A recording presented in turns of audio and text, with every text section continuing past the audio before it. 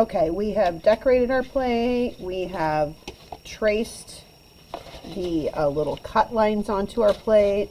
We've cut or snipped those little lines, and we've labeled each one of the lines with a number, so that will help us when it's time to do this, which is what we're going to do right now. So make sure you return this to Mrs. Walker, because we do not want to warp onto this. This is, everybody uses those. We're going to put those back in the pile.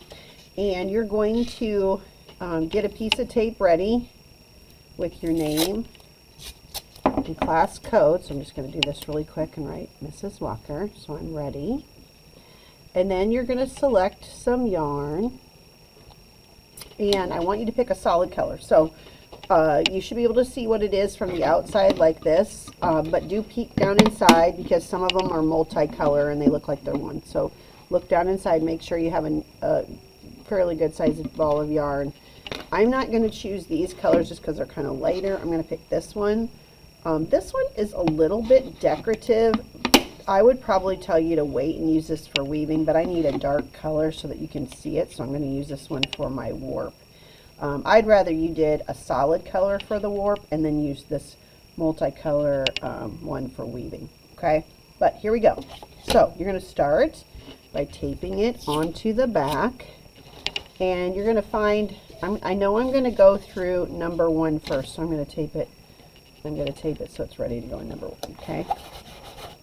All right, now we are not going to cut our string, because I've done that in the past and kids ran out of string. So we're just going to use it straight out of the container like this, okay? You're going to start by going through number 1, and you're going to come across to number 11. So right into number 11, which is directly across from number 1, okay? And then we're going to go in number 2, and we're going to come across to number 12. We're going to come back up through number 12.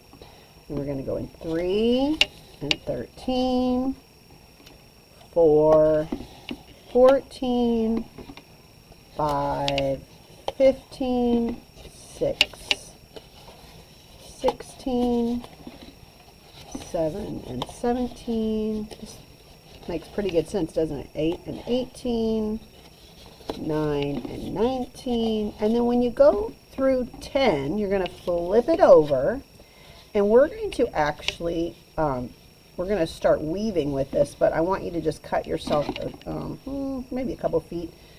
I'm going to do like about this much, okay? And I'm going to take this string that I have here, the end of my string, and I'm going to go directly across. I'm going to go in between the two that are directly across, and I'm just going to put it through there and bring it back to here. So I'm going to take it and poke it through there, and then hand it back to my fingers right here, like this. And that should get me kind of started on the center. Okay, now I'm ready to weave.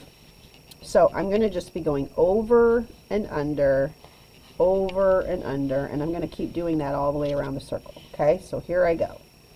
Over this one, under this one, over that one, and under this one.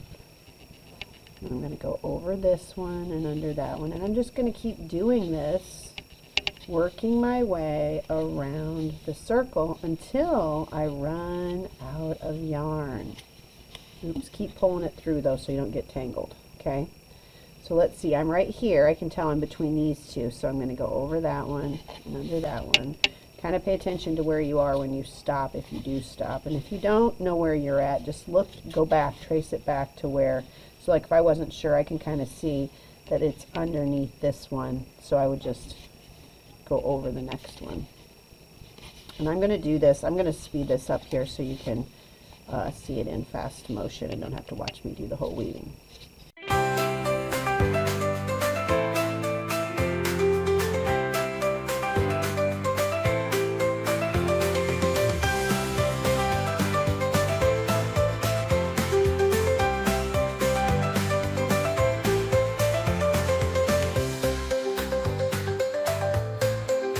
Okay, when you run out of string, you're just going to stop and you're going to get another piece of string and continue weaving.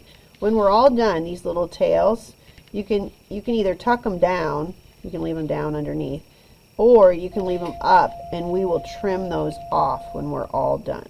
Either one is fine. So now I've done this color. I'm going to switch to another color and make a ring of another color. And I'm just going to keep doing the same thing, going around and around and around until I've done about this much. So I probably could do, let's see, 1, 2, 3, maybe 4 colors. If you want to do more than 4, you can, but I want you to do at least 4 colors, okay? So 4 rings around your center section that you did with the leftover from your warp string, okay? Alrighty, have fun and happy weaving.